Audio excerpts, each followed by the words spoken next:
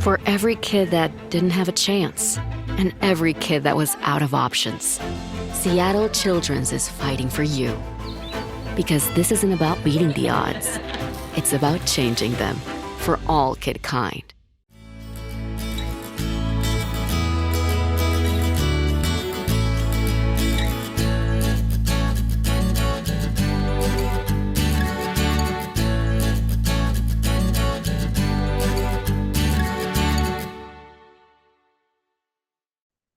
My name is Laura Kastner, and I'm the moderator of this year's 2023-2024 Parent Ed Talk Series. I'm a clinical professor in both the Department of Psychology and the Department of Psychiatry and Behavioral Sciences at University of Washington. I am the author of scientific articles and several parenting books, and I also have a clinical practice in which I see children, parents, and their families. Parent Map, our mothership, has brought together some of the best parenting media in the nation for this series: Chicago Parent, Metro Parent, New York Family, and Staten Island Parent. Thank you for joining us today for today's event entitled The Power of Relationships, Nurturing Compassion, Resilience in Children with Sam Goldstein and Bob Brooks. On behalf of our magnificent parenting media partners across the country, it is our collective passion and business to help build inclusive, safe, educated, and loving communities for our families. Parent Map is always focused on how to better serve families. With their selective choice of speakers, they keep parents informed of current research and solid wisdom in responsible and respectful ways. Before we start my video interview with Sam and Bob, please take a moment to let us know what city you are joining from and put your answers in the Zoom chat. While we let everybody respond, I'll go over some tech issues associated with today's event. Today's webinar is being recorded and may be republished for education and promotional usage. Everyone who is registered will receive an email with a link to the recording after the event. We would love to hear your thoughts. Put your thoughts and comments into the Zoom chat, and I will incorporate them as best I can into the presentation. You can enable your closed captioning option by clicking the Zoom closed caption or CC at the bottom of your screen.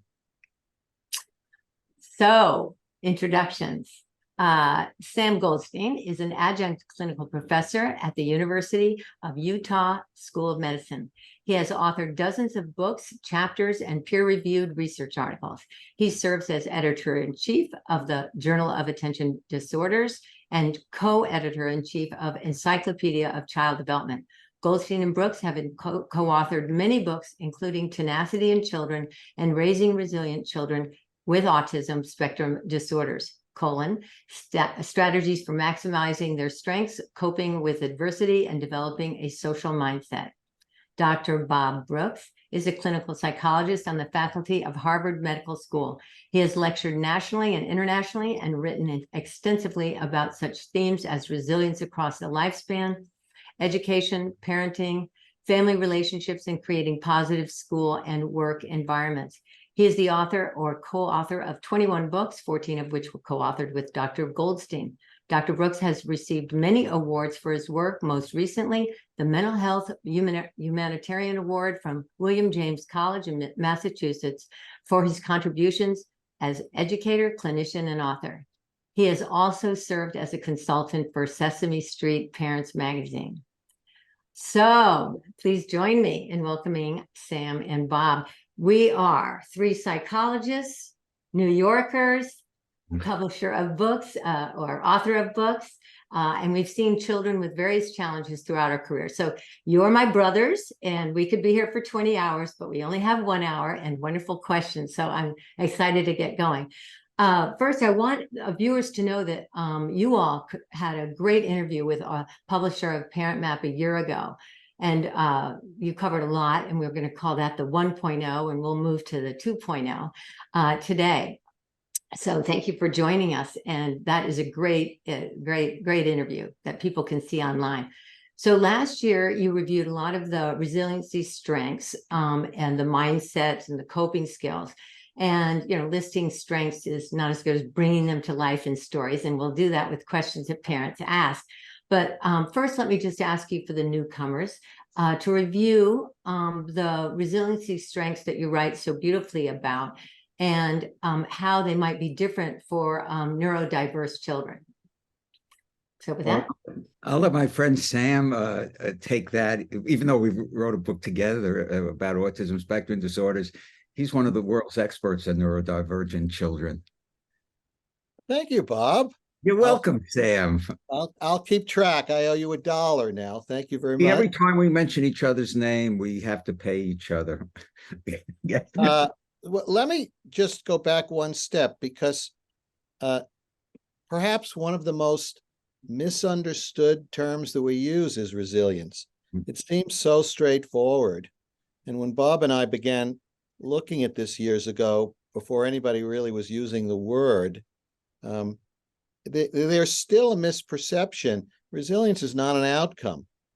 It's a process by which you harness whatever resources are available to you, whether it's your intellect or your humor or your problem-solving ability or the people in your lives, whatever resources are available, to continue functioning in an appropriate or an expected way during a course of adversity. So it's not recovery, it's functioning over time. And one of the things that Bob and I are increasingly concerned about, and part of the reason we wrote Tenacity, trying to look back at how did we get here in terms of what parents did over thousands of generations. Part of the reason we did that is because we're increasingly concerned that the lives of children worldwide every day are confronted with far greater stresses and far greater challenges, perhaps than ever before, and that no child seems to be immune from that. In the last 2.5 weeks, we hear a lot about things taking place in the Middle East. And I'll challenge anyone listening to tell me whether they heard a single news story about children, not about the children who were murdered, and not about children who were burned, or not about children who were involved in these kidnappings, but about the general population of children. How do they cope with this? What do they think? How do they feel? And not just the citizens of Israel, because Israeli citizens extend far beyond Jews. There are a lot of non-Jews who are citizens of Israel, but even the children in Palestine or the children around the world. There's very little discussion of that, and very little discussion of how ongoing stress day after day affects the neurochemistry of children's bodies, and how that then affects the expression of genes as their brains mature and their capacity to manage emotions and transition into adult life functionally comes into question. So I appreciate your question about neurodiversity, but we almost don't have the time to talk about one group of children. We almost don't have the time to say, well, let's talk about neurodiverse, or let's talk about children with learning disabilities, or let's talk about ADHD, or I think we have to talk about all children, because I think when you look at mental health statistics, and I'll stop there because Bob knows I could go on, but when you look at the mental health statistics since the onset of COVID and the rate of mental health problems in children, we should all be very worried about what kind of an adult world we're going to have 20 or 30 years from now, when it would appear that none of us will be without at least a single mental health disorder. So I'd really like to focus on not an individual group, but our charge in general of preparing children for an adult life. And it would seem like as a society, as a world culture, we haven't done a very good job in setting a good stage for our children. And just to basically reinforce what Sam said and give a little history, when we were first collaborating, which goes back 30 years now, we really were asking a question: how does a resilient child or an adult see the world and themselves? What is their outlook? What strategies do they use? Now, both of us, and I'll talk specifically about myself, I became very interested in terms of resilience, working with a lot of kids at a psychiatric hospital. There were a number who would easily fall under neurodivergent. And I remember giving a talk at the Connecticut Association of Children with Learning Disabilities. And after I finished my talk, a mother in the room raised her hand, and you'll see why I'm giving this example, and said, you know, Dr. Brooks, everything you said about my child with learning problems applies equally to my two children who are not struggling in school or whatever. So what Sam and I really tried to do is to list what are the characteristics of a resilient child, and what is the characteristics of people who, you know, help kids to be resilient. And so we had a certain framework, and we called it a resilient mindset. And what I found is you could apply that anywhere. After we wrote a couple of books about resilience in children, we wrote a book about resilience in adults. And someone commented to me, they said, your chapter headings are almost exactly the same in both. Because what I loved in terms of collaborating with Sam is we were able to start looking at whether it was a 5-year-old or a 95-year-old, or whether it was a neurodivergent child or not, that as the adults in their lives, and even 95-year-olds have other adults in their lives, that we would have guideposts for helping kids to be resilient. And one other thing I want to mention, and because you could see I could go on and on also, the title really of the talk today, you know, the webinar is really has to do with the following, that in the absence of positive relationships, it's very difficult to be resilient. And, you know, some of the basic research on resilience says that in order to be resilient, some of Emmy Werner's work and Michael Rutter's, is in order to be resilient, you need adults, this is for a child in your life, from whom you gather support, as Julia Siegel, the psychologist, called that person a charismatic adult. And what we learn is even 1 or 2 adults like that during difficult times, say that going on now in the Middle East, could make a really vast difference in the life of a child. So in one sense, probably very wordy also, these ideas apply to almost anyone. Yes. Because we all have challenges and we have different challenges. Right. Well, on that note, I'm really glad you brought up the charismatic adult. And a lot, you know, throughout these talks, and most people that are here today are the kind of invested parents that have read a lot before today. And that, you know, every book would be about the importance of acceptance, accepting your child exactly how they are, and wanting them to do a little bit better, right? The secure attachment is all important. Most parents have read about it, being reliable, predictable, trustworthy, attuned, sensitive to their needs, and so forth. And a lot of times parents will go, yeah, I know I got to do that acceptance part, got that one down, love my child, and yet I've got these other problems. So this next question is to your point, and it's about balancing that acceptance and helping the child be more resilient. So here's the question. How do I convey acceptance when my 8th grader is missing school, making poor grades, refusing to do after school activities, throwing fits if I try to curb her phone use, and rude to her parents? We want to encourage her to become stress hardy and engage in healthy activities, but it messes up our acceptance because when then she accuses us of not getting her, nagging her, or making her feel terrible about herself. So how do I do that balance?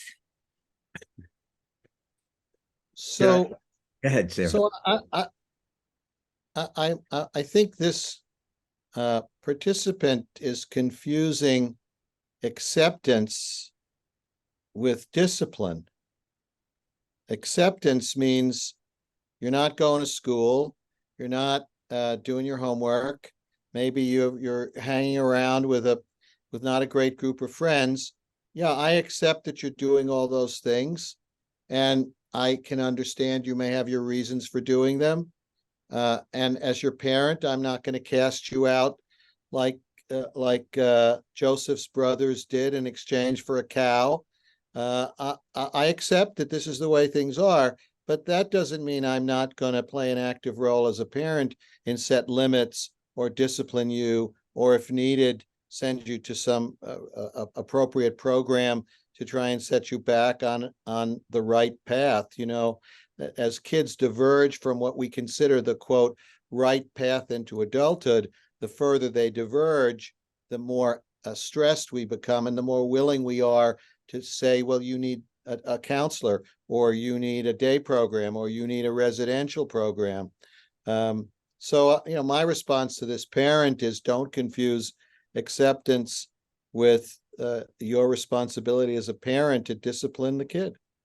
Yeah, and I'd like to add to that. I smiled because, except for a few details, that parent, my oldest son, Rich, who's very successful today, could have been that kid the parent was talking about. So I want to just elaborate on some of the things Sam said. First, to tell you a little about my son, what happened, he did no work in school in the 8th, 9th, 10th, and 11th grades. He actually thought homework was optional, where I did not, nor did his teachers.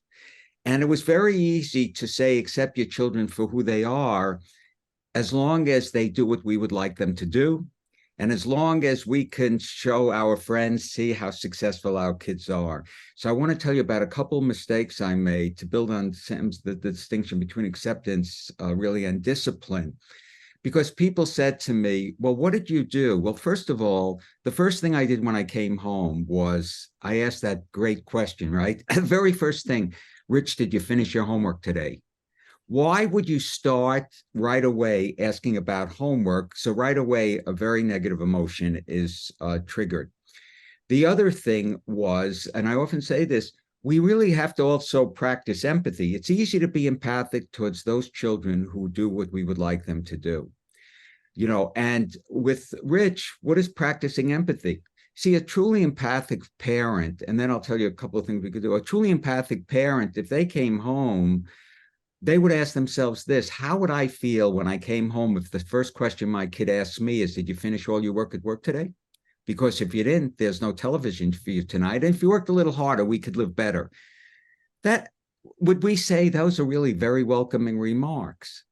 And one of the things we have to look at is, how do we also just, it intensifies particular things. So why not start with one, how we, I should have just said, I really love you, Rich, or something like that. Sam and I talk a great deal, and I know maybe I'm going in different directions. When we would meet a parent like that, I would ask this: what do you see as your child's beauty, their strengths, or we use the term islands of competence? Because you could talk a lot about the difficulty a kid is having, but do you see their beauty and do you see their strengths? And what really got me to think a lot, I started to say to parents, 5 years from now, if someone asked, or even now, your child to describe you, what words do you hope they use? And what do you intentionally say or do? So they'll use those words.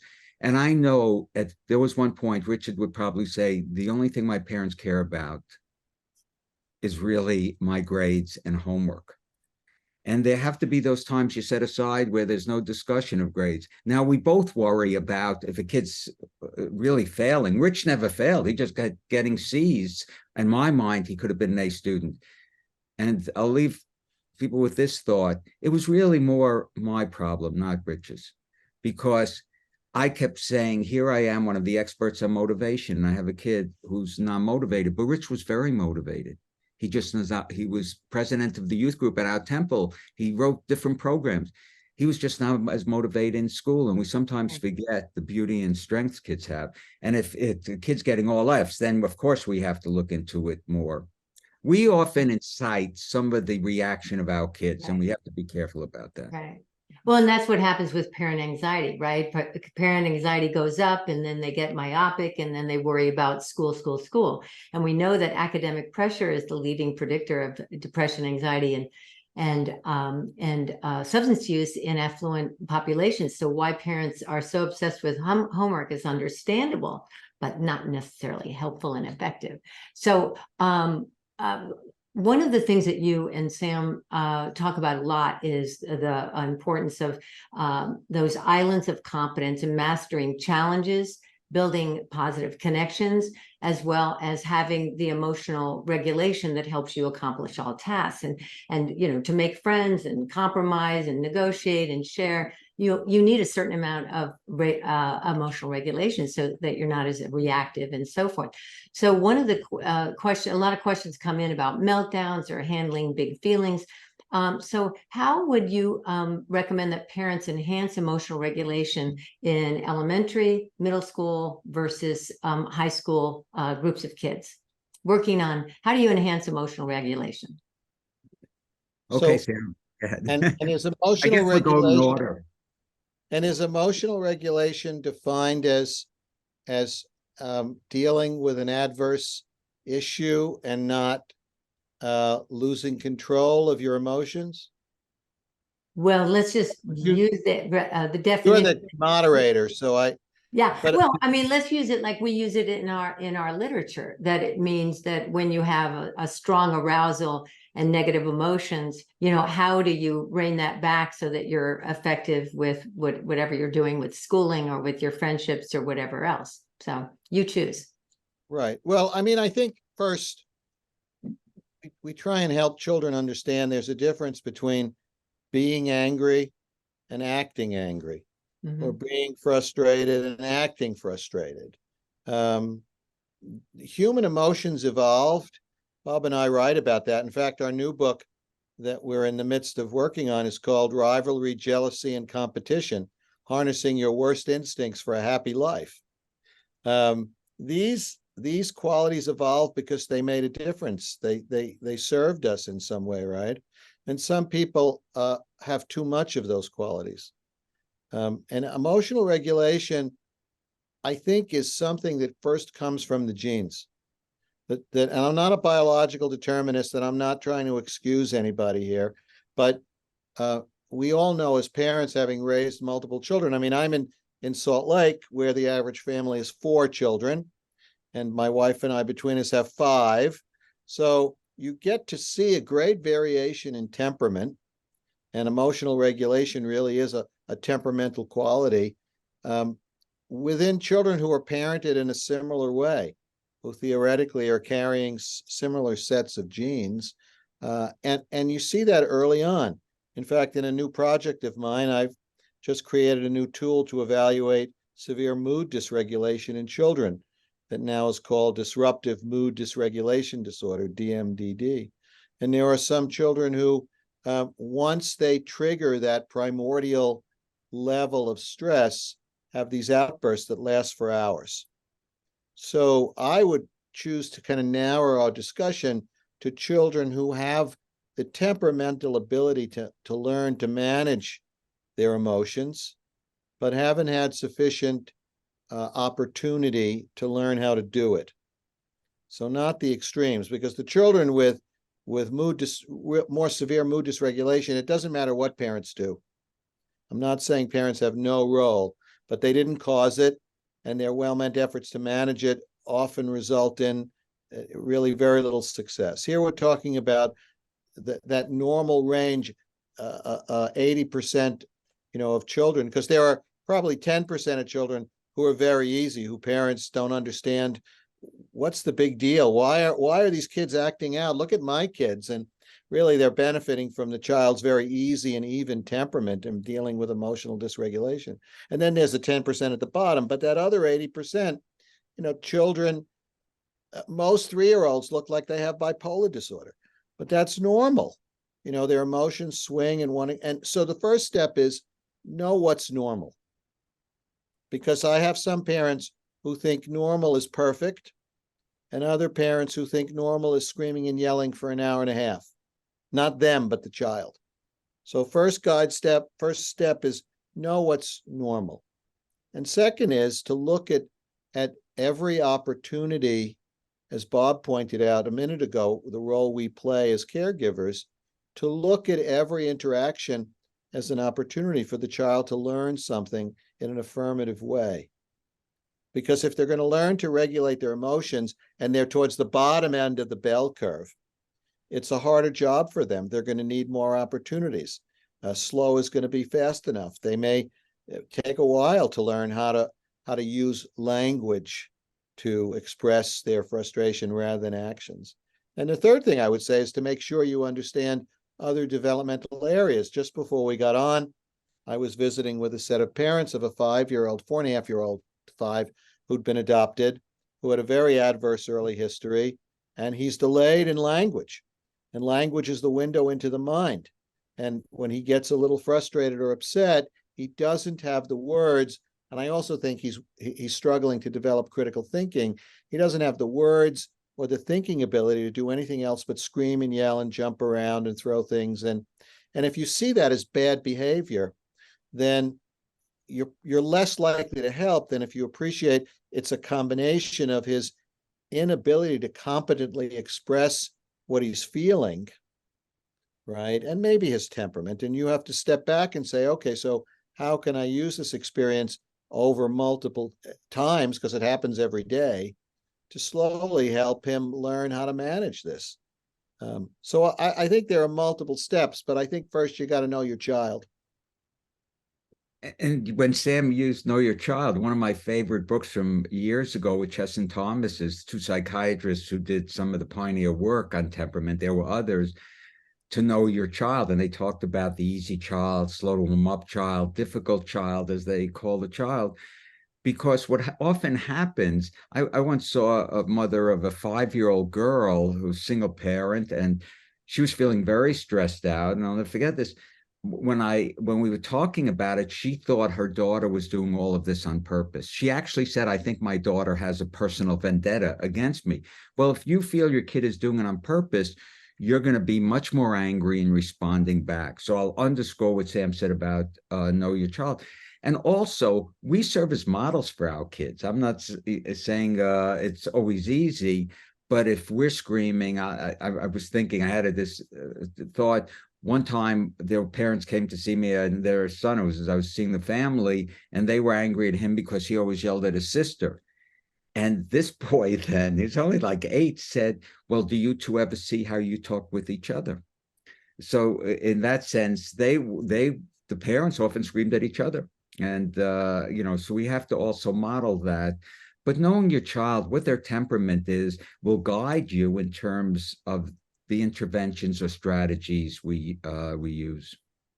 Well, and really, self-regulation is a long-term process for children, but also for adults. We, flip our lid too, when we're triggered, as we say. So given that they're children, the idea that they'd be under control of their emotions all the time is highly unrealistic, regardless of the temperament. The other thing that's interesting is, we always talk about seeking the optimal level of arousal. So the shy child will take care of themselves by, turning away and retreating. And the sensation-seeking child, back to Sam's point about genetics, will be going all over to seek arousal during every hour of school, and that's why they get in trouble. So one is working on tolerating arousal so they can engage. One is trying to tolerate over-arousal so they can, stay on task. So we all have our own struggles with. Yes, I just want to add one more point with Chess and Thomas. This beautiful concept of goodness of fit. Yeah. And it's really for the parent, if you will, to learn, as Sam said, know your child, but then how can the goodness of fit between you and the child is dependent on your understanding of the child and knowing that some kids, like Sam mentioned, the easy child, I describe them, the moment they come out, they look up at you as if to say, I'm going to make you feel like the best parent who ever walked the earth. Yeah. That's very, easy that way. But the concept of goodness of fit means much more that parents have to look at what they could do to meet the needs of the child than a toddler is going to, meet your needs. Right. So know your child and know thyself. I think know thyself was the Oracle of Delphi, if I'm correct. Let me just add one more thing, because this conversation, we're talking about process, ability, and skill. We haven't used labels. And I think in our well-meant efforts as a field to try and assign risk, a diagnosis is an assignment of risk, really. We've created a system that parents very quickly look at a behavior and try and connect it to a label. Oh, this is ADD, or this is ODD, or this is depression, or this is, and in some ways, it's not helpful. because you begin to pathologize and demonize and moralize, and the idea that parents' stress is relieved when the doctor says, "Oh, it's just ADHD." Well, look at the outcome data on ADHD. I wouldn't be relieved if I was a parent. Last week I talked to about 100 psychologists, and I posed to them, what would you do with your time if we didn't have diagnoses? How would you formulate your impressions of a particular child? How would you convey that information to parents? And that's one of the things that Bob and I focus on. I mean, in our clinical work, we use diagnoses in my research and test development. But when I work with an individual family, we very rarely talk about labels. We talk about process. Right. And we start out talking about strengths, because that's how you're going to mitigate your liabilities. That's what life's all about. That's right. The next question is about the resilience of the child versus, when they are faced with huge struggles with a racist society and so forth.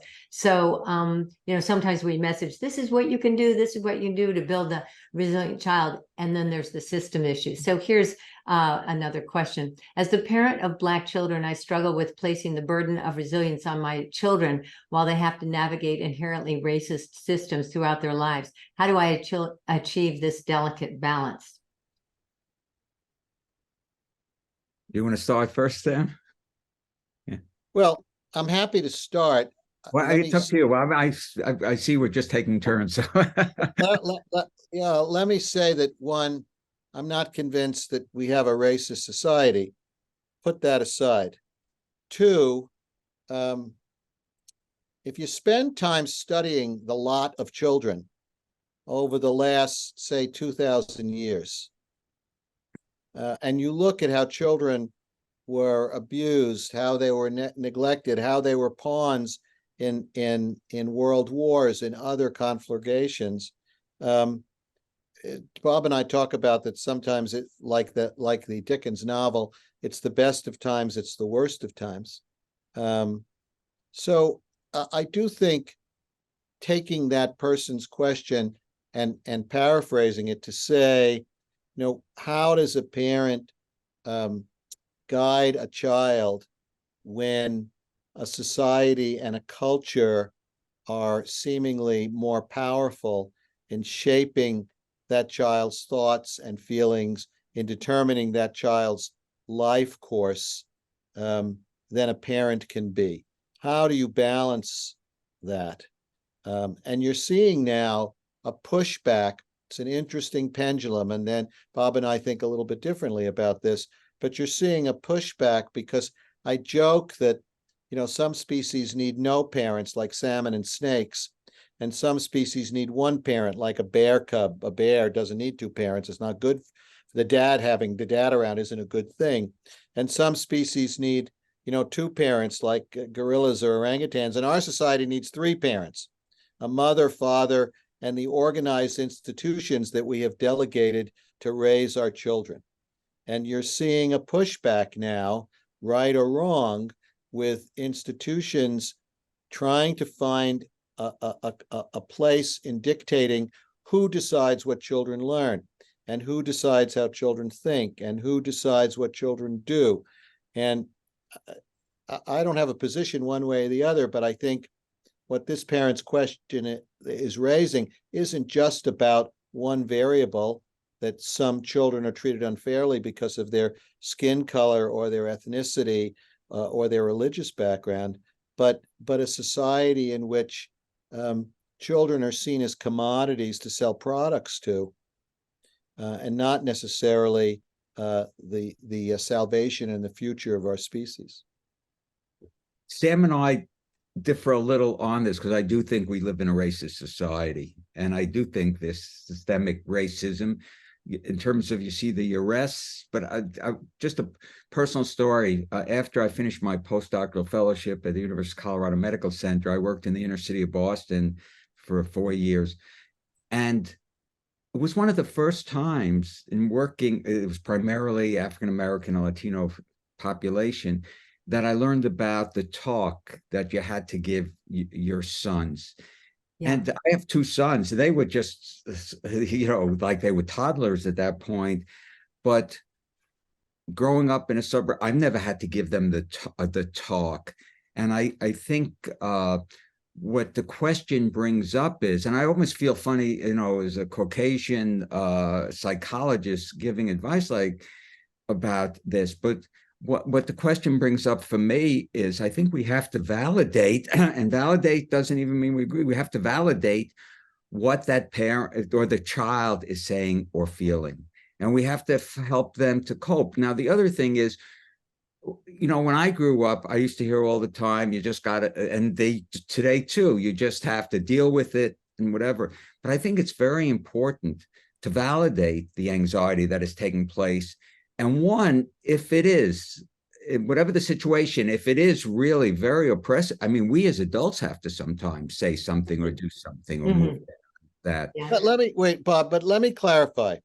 Okay. I don't believe that, and when we talk about racism, we're not just talking about skin color. I mean, look at protests going on. So when I say I don't think we live in a racist society, that's not saying I don't believe that there isn't any racism. Oh, there absolutely is. Look what's going on. I just don't believe that we as human beings are inherently unable to accept others. And so it's a little different. I don't think I don't have a problem saying, boy, racism is a problem in our society. But I have a problem saying we have a racist society. I don't know if you appreciate that difference, but I think there's a big difference, because one implies it's a standard part of the society and culture, and I don't believe that to be the case. You don't behave that way. I don't behave that way. Our friends behave that way. This is where we disagree. And a society is what we make it. It's made up of individuals. So we have I don't believe it. I guess those experiences working in the inner city really, first of all, that was where some of my interest in resilience came, because we had a program where for mothers, those were the days where they called them paraprofessionals we developed. I don't know what they call them now. I was taken by their resilience, the situations, how they grew up. And I also started realizing the impact that we could have. But let's put aside, if a kid comes home and if parents are talking about the prejudice or whatever, I think we have to validate. Let me just jump in with the next question that's on a specific example like that. And it's one about the tragic situation that we're in with the Middle East right now. Our family is Jewish, and my teenager came home from school commenting on how both sensitive and insensitive some of his classmates were. But one classmate actually said, with how the Palestinians have been treated, they deserved it.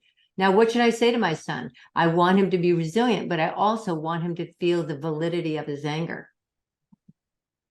You know what, in a situation like that, there'd be two things. One, I would say some people may feel that way, but there's another way of looking at it.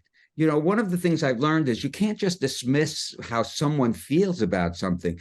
But Sam and I, in our clinical work, if someone has been coping in a certain way that hasn't been effective, and you just say this has not been effective, they're going to become even more defensive. But if you could say, that's one way of handling it or dealing with it, let's look at another. One of the things Sam and I say basically is, for me, resilient people, one quality is they see problems as challenges to face and deal with, rather than feel overwhelmed by. So a child comes home, we could even say, I don't want to sound too much like a psychologist with a kid, when they said that, what were you thinking? What were you feeling? And but to just dismiss it, to say, some people feel that way. That's the reality. But other people feel other ways. And you get into a dialogue, with the child, because they're going to face that. Look right here, my appointments at Harvard Medical School. A number of donors are no longer donating to Harvard because they felt there was such a weak response by the president of Harvard to when, after the massacres by Hamas. Different people have different thoughts on it, but these people withdrew. So there are going to be different viewpoints. And I think we have to help our kids know there are going to be different viewpoints, but think about what your viewpoint is. And really, to get into how would you like to handle? What would you do? What should we do? What You are know, you there going to do? And it's like Sam said earlier, your anger is absolutely valid. Now, what are you going to do with that? that's And we right. know one of the resiliency aspects of what some of the work you've done is activism is good. Whether it's you're upset about the current situation or climate change, what are you going to do with that to make the world a better place, to feel that you're involved with meaningful endeavors, which will help you not feel helpless and hopeless? So it might be an opportunity to activate. In every one of our books, Sam and I have a chapter about contributory charitable activities, whatever, that when you feel there's nothing to do, but you feel at least, Viktor Frankl in his wonderful book, Man's Search for Meaning, Yeah, basically said, well, we may have more control over, and he was a psychiatrist in a concentration camp, we may have more control than we realize over our attitude and response to things. So during COVID and during other situations, we have, we emphasize that one of the things that helps people to be resilient is when they're making a difference in the lives of others. Just like during COVID, some kids were raising money for food banks or whatever. So at least you feel you are doing something. And I'll just bring this up. It could be the smallest thing. There's a man in Israel who had read some of my writings, and he's a business consultant. And to make a long story short, we've become friends. I've never met him in person. And the first thing I did after what Hamas did was I wrote to him. And he said, I can't tell you how much I appreciate this note. So I wrote him again, and he's filling me in. And I just wrote to him this morning right away. He said, Bob, thank you so much. And he was telling me 3 of his kids have been activated, and 2 are in, it sounds like, pretty dangerous situations. And he always ends by saying, this means so much to me. It's a little act, but you know what? It helped me feel at least there was something I could do. And he and I have become friends, through the internet. right. It's a little thing. Well, and as his mother said, some of his classmates had reached out to be sensitive. And I think anytime you're reaching out to others and saying, I'm thinking of you, I have empathy for you, I want to be on the right side of this in terms of supporting people. And what Sam said earlier about this is an opportunity for us to think about all children who are being hurt by the circumstances around them, and offer empathy and support. So you're modeling that for everybody that just heard your story, Bob. Maybe they'll be writing more letters to people that are harmed by these circumstances. I mean, but let me also add, I don't know that there's right and wrong to any of these kinds of things. And as soon as you begin to polarize it that way, people immediately take sides. And there's one way of approaching it, the parent who responds with, okay, well, let's go study some history and let's see how the Israelis have actually treated and again, at one time, Jewish people were considered Palestinians as well. After World War II, the Jewish newspaper in Israel in the 1940s was the Palestinian Post. It's an interesting way a certain group has borrowed that term, but putting that aside, one response is to say, well, let's go look at the facts. Another is to appreciate that belief's a valuable ally, even in the absence of fact. It's how our species operates. And even when you put facts on the table for some people, it doesn't make a difference. It doesn't change. They have an agenda. They have a way they want to look at it, and you're not going to deter them from it, right? And it's frustrating for both sides. And the other thing I would say to a parent whose child says that is, well, then, so what you're suggesting is that the actions of one that you don't condone, in some ways are being used to justify your actions. Look at, of course, the Palestinians did this. Look at how they were treated by the Israelis. Right. And then but then you get down into the weeds and say, yeah, but did they have their heads cut off? Were they burned alive? Were they, you begin getting down in the weeds and nothing gets resolved. And it's again, an interesting historical event in how religion that for so many people brings us peace and solace and support. It's almost as if the more supportive role religion plays in our lives, the more potential there is for religion to be misused, adverse belief, aggressive behavior, fear of difference, how it's then used to justify the Crusades. And here we are 1,000 years later, 2,000 years later. Should we outlaw religion? Maybe that's what they did in Star Trek, Bob, because you notice there's no religion in Star Trek. So Gene Roddenberry said, in order to save the world, we're going to have to get rid of some things, including religion. Yes, And I'm but not saying we should do that. in Star Trek, one of the most interesting episodes was there was a man half black and half white his face, and people were prejudiced against him because they looked the same until you realized one of the groups were black on their right and one on the left. Right.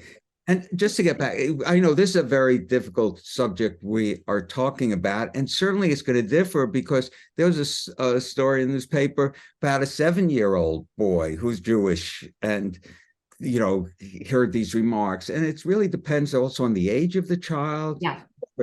But the more, I think you've said it, Laura, the more we could think in terms of being more empathic, but really, when kids bring that up, it reminded me after 9/11, 2 or 3 weeks after 9/11, these were pre-scheduled. I spoke in Manhattan, I spoke in New Jersey, and I spoke on Long Island in the very town that had lost a lot of first responders.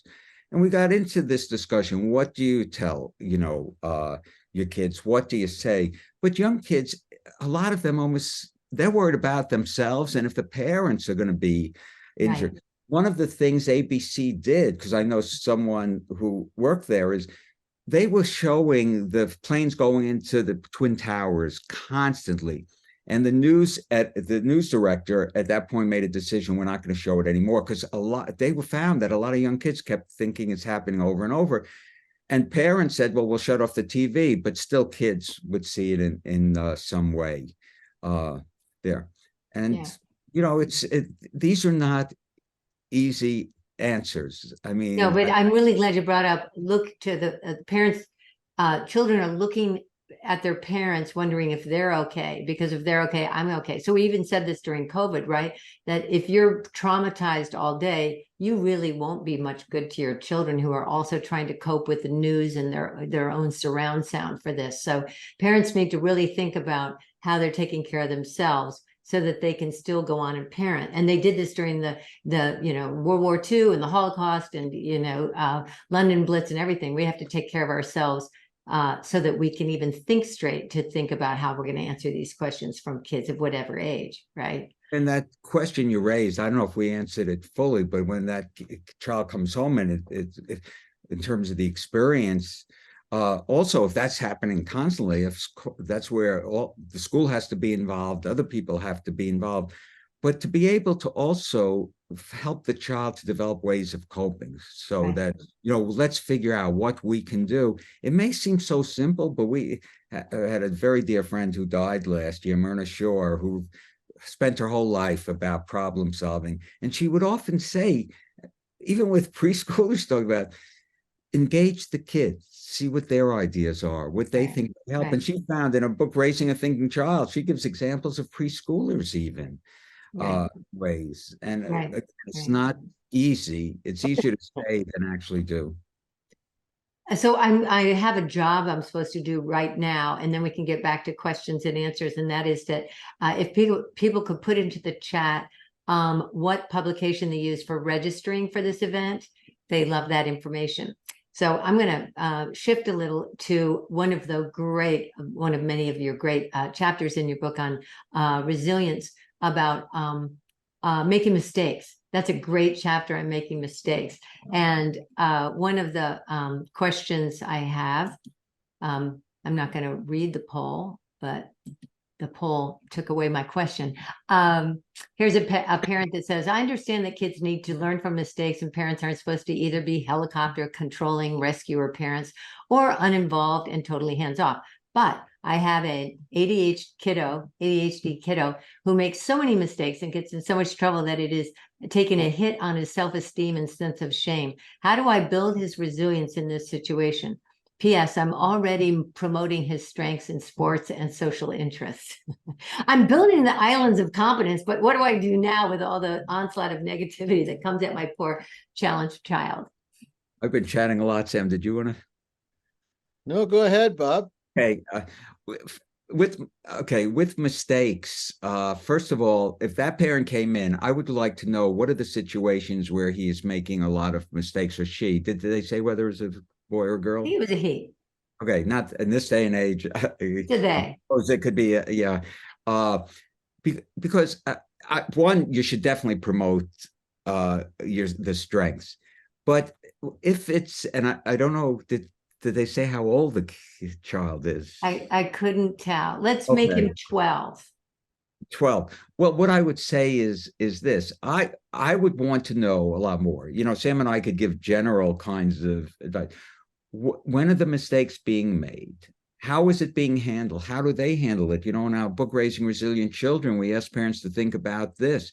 If we interviewed your child and asked them, how does that child think you handle, the parents handle mistakes? What do they see? And then we'd like to ask, if we interviewed your child and asked them how you deal with your child's mistakes, what would they say? Because this is very important. This is why before, you know, when I was emphasizing problem solving, and being resilient means that you really are a very good problem solver, is if your kid is making the same mistake over and over again, we have to look at maybe the tasks or the expectations are too hard. Do we go over to the kid and we say, you know, you see it didn't work again because you're not thinking? That's not going to help a kid. But if you go over to a child and say, you know, I could see you're really having difficulty with this. Let's think about how we may proceed. And I'm saying all of this in the absence of having any more information in this regard.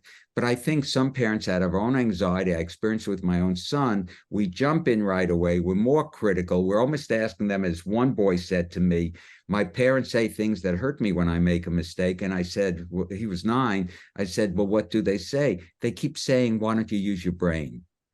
And of course, that right away, the kid's going to get more defensive. So I always like to look at it as certain situations, especially where the mistakes are being made. What support does the child need in that kind of situation? And I love about the strengths, because I always love to ask parents, when was the last time you saw your child happy? What were they doing? You know, what is their passion? So you get a sense, and this parent already said they're looking at strengths. And then this is more complicated. How are the strengths used, though, in the kid's everyday life? How are they used in school? Because I worked with a 12-year-old once, or 13 he was at the time. He struggled academically, but he loved horticulture. He loved taking care of plants. And at first, the parents thought this wasn't an activity for a 13-year-old boy, but we developed a whole horticulture club in school. He taught there. His plants were in the lobby. So every day when he came into school, what did he see? He saw his islands of competence. So I know I've touched on a number of things in that answer. Next one for Sam for sure, right, Bob? We'll make.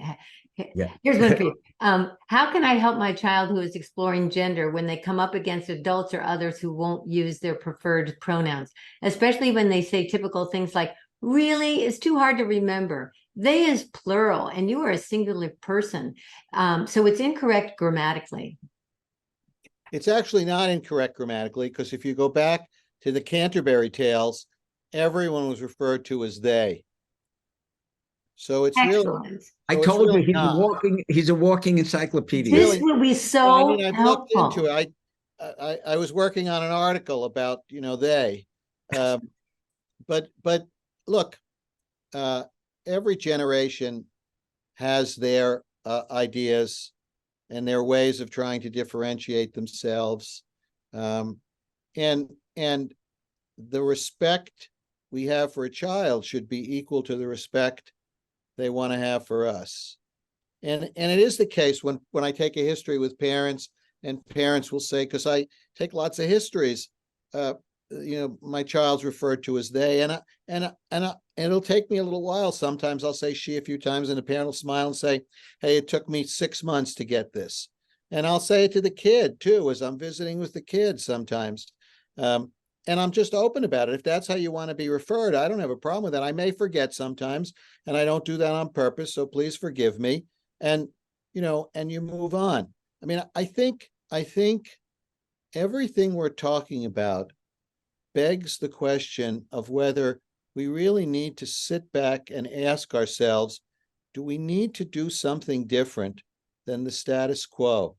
Even the stuff Bob and I have talked about that we discuss as generic, the idea of resilience and islands of competence, or the 7 instincts that we talk about. But I, for one, am a little worried that I think we can't continue parenting in the status quo. And if I asked you to prepare something for a future that you couldn't describe, and I said you could pick some tools that may or may not be helpful, but probably will be helpful, then you take a broader approach and you say, as Neil Postman said, children are messengers we send into a future we'll never see.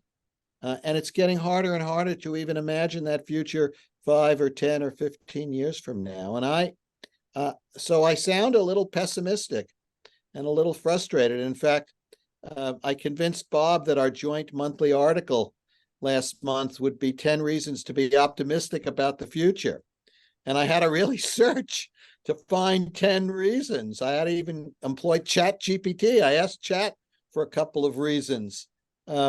It's a struggle right now thinking about what our children's world is going to be for the future, and what are we going to do different to prepare them for that future. And I don't know that I have all the answers, but I know we need to start asking tough questions about what are we going to do, because at the rate we're going, 20 years from now, half the population is going to have a major depressive disorder. Right. Well, I gain much from being with people like you, spending an hour with people like you, and talking about things like you can always choose, like Viktor Frankl said, you can always choose to adopt the attitude that you want for a better future for yourself. After all, if he can say that after the concentration camps, we can say that now, right? We can always use our minds to adopt an attitude of optimism, or if not optimism, how do I want to be in the context of disaster and difficulty? I can be a good human being to other human beings. So I feel like that's been a theme, be that adult, be that person from that others can draw strength from, the charismatic person for other people, to children. And thank you so much for talking about children in general, Sam. From the very beginning, we want to be thinking about how are children going to cope with everything around them, so that they need support from other adults like us. So I'm drawing strength from that one. So at this point, I'm going to say thank you to everybody that attended today, especially Sam and Bob. You've been wonderful contributors today. I'm sure it's been really good for all the viewing audience. And I want to invite everybody to register for the whole series, those who have not already. And I want to introduce you to the next event, which is called The Future is Now: The Good, the Bad, the Ugly of AI and What to Do About It, with Christine Rosen on November 14th. And with that, I'll say thank you so much for being here. Thank you so much, Thanks. Laura. Bye-bye. Bye-bye.